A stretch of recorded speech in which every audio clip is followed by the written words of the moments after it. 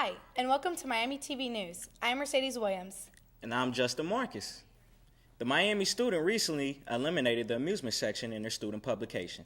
Here's some more insight on the situation and the new direction they're heading towards. Miami students have been talking a lot about the discontinuation of the amusement section in The Student. I sat down with Aaron Fischescher, chief editor of The Student, to get the inside scoop about this difficult decision. Amusement was put with The Student. It didn't have a definite identity and nobody really knew where it was going. It was kind of just there and kind of lost, so that was something that we really struggled with.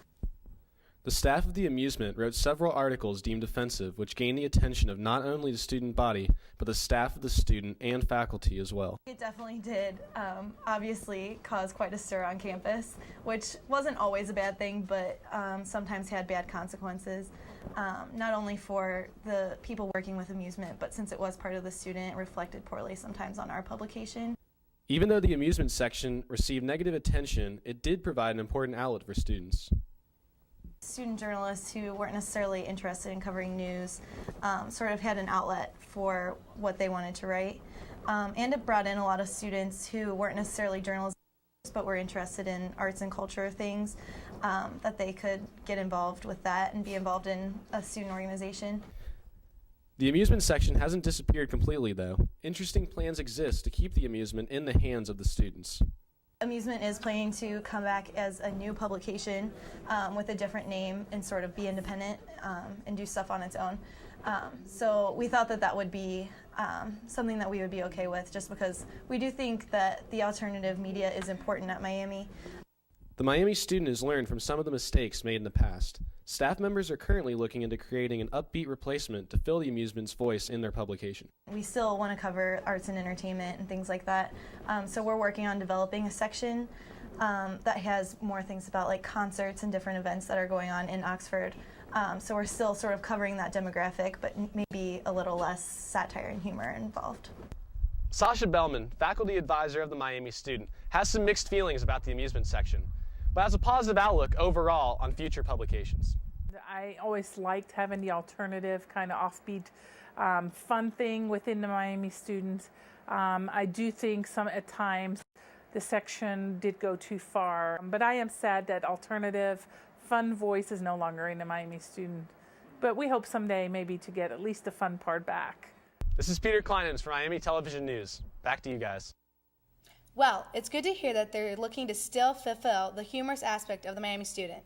Continuing on a more serious note, recent uptown activity has drawn the attention of the Oxford Police. Castle Arnold spoke with bartenders and local police to find out what actions they are taking. Underage Miami University students have been a little more cautious when heading uptown. Oxford police have been sending undercover cops to the bars on a weekend basis. But bar patrons aren't the only people who need to be a little bit more careful. Police have been watching bartenders and door workers to make sure underagers aren't being served alcohol. So we have undercover officers and plainclothes officers doing bar checks, and primarily we're looking for violations in the bars, such as underage consumption of purchase of alcohol. Undercover cops have been at the bars every weekend since the beginning of school. Over 200 underagers have been arrested, along with 3 bartenders.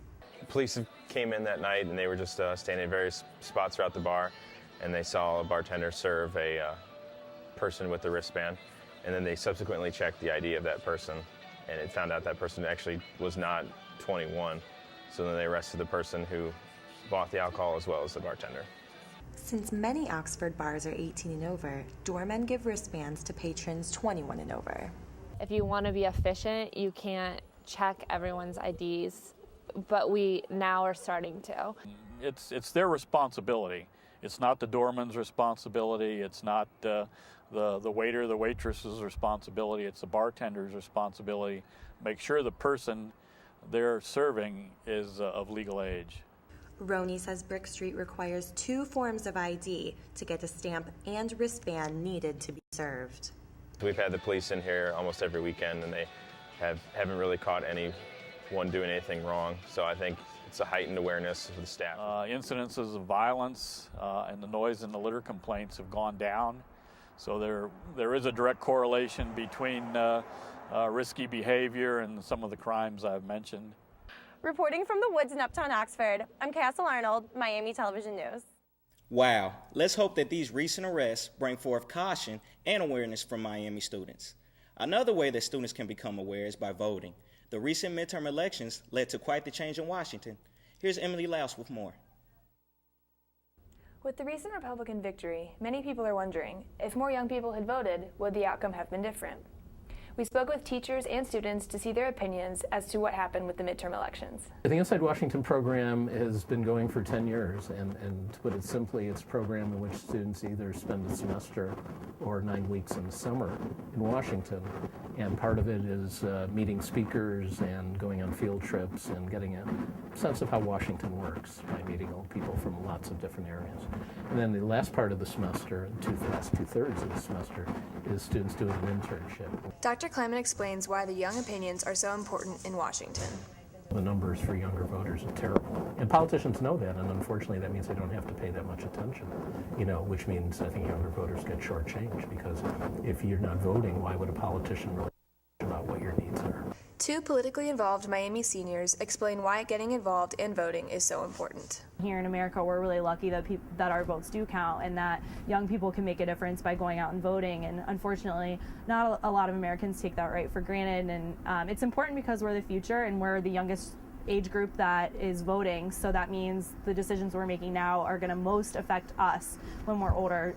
Things like Social Security and other big issues right now that are going to affect us more so in the future than even they do right now. You can just go in and vote, especially in Ohio. It's really easy. Pretty much the whole month before the election, you just go to your board and cast your vote, and they don't even ask why you're voting early or anything. I worked for Congressman Turner's campaign. He's a Republican for 3rd District. It's Dayton, Kettering, Centerville, that area, Mason, Lebanon.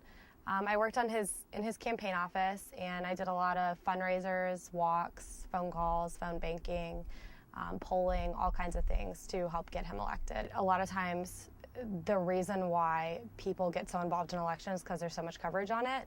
I think that more voted in this midterm election than years before, but not as many that voted in 2008. It definitely showed in the 2008 election Barack Obama. So you could tell, that was when the most 18 to 24-year-olds came out and voted, and look what happened. It can change the direction of an election. So if you're interested in it and if you really want to get involved, then you should do it. Now that you know more about the recent election and how easy it is to vote, make sure you vote in the 2012 election. Back to you. I hope that all of you who had the chance to vote were able to. If not, make the 2012 election the time to voice your opinion. The Indian Student Association has their annual Diwali program coming up. Kelsey Jones found out what they are doing different this year.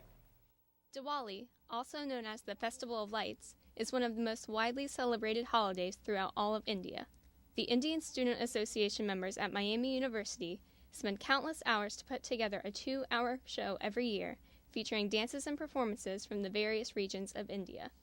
ISA President Aman Goyal says this year they are taking a modern spin on the show in a variety of dances. We do dances from each area of India, just to show the Miami students the different cultures of India. It's not the same, and India's not one generic place. One of the traditions associated with Diwali is the washing of coins, first with water, then with milk, honey, and then again with water.